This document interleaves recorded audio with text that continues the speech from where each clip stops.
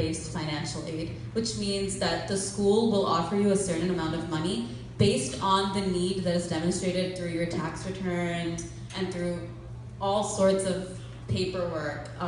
Basically, they'll ask you about all your assets, your income. There's a very long application that you have to fill out, but it's very straightforward. And you have to submit like your most recent tax returns. So they'll take all those numbers and determine how much they think that you'll need in order to send your child to school, to their school. And so let's say it's grant-based financial aid. The school will give you that money and never expect you to pay it back to them. It's almost a gift, right? So let's say, okay, just for a number's sake, let's say you have to pay $10 of tuition, and the school, that's very false, but let's say $10 of tuition. And if the school determines from your tax returns that they will give you $3, that means that your contribution outside of the $3 will have to be the remaining $7. And that's called the parental contribution. So you'll get two numbers. You'll get this is our financial aid, and this is how much you have to pay out of pocket. So what a lot of families do is, if you get grant-based financial aid, then you don't have to worry about that $3. You just have to worry about the $7. So what some families will do is they'll take bank loans, external loans, like home equity loans, like whatever type of loan they can to pay for that the parental contribution. Some families will just pay out of pocket. Some students will take loans. It's really a decision you can make like with your family. But that's how that works. The second type of financial aid is the school will give you, let's say they give you the $3, but that's considered a loan from the school. So after you graduate, you'll have to pay it back to the school with like some X number of criteria or whatever.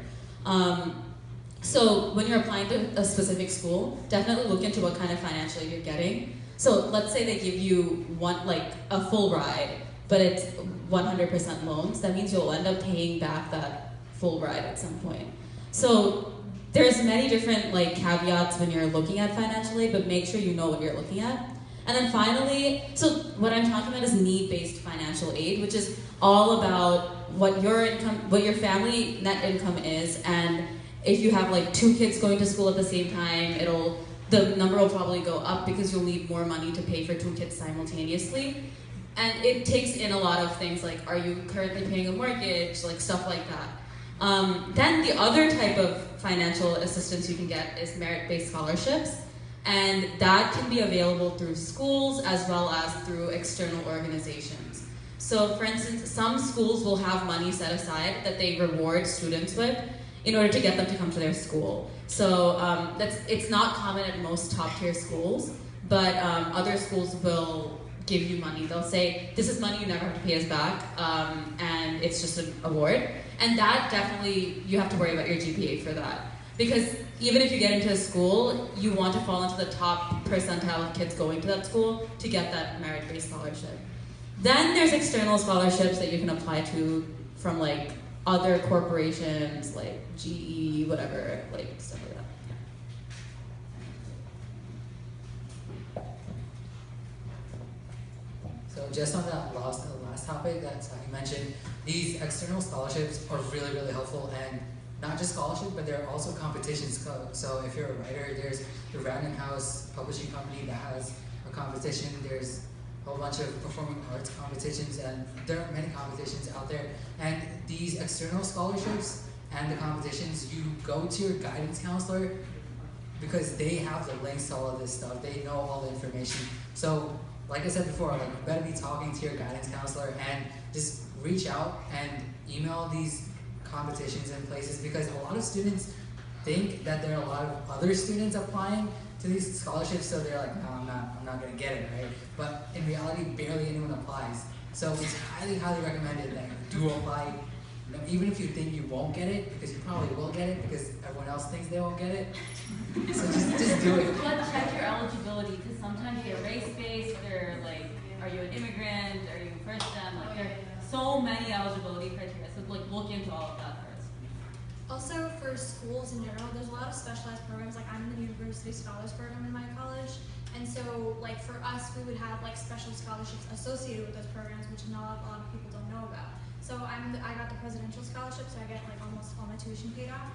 but that's because of the program. They they give those designated students that scholarship. So like just apply to programs in general, and sometimes you will know about the scholarships associated with those programs too. So.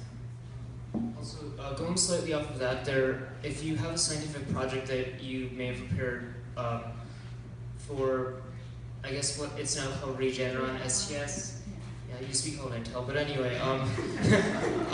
So if you're a semifinalist for that, for instance, I believe they give you 1,500 that goes towards college, and there are a lot of.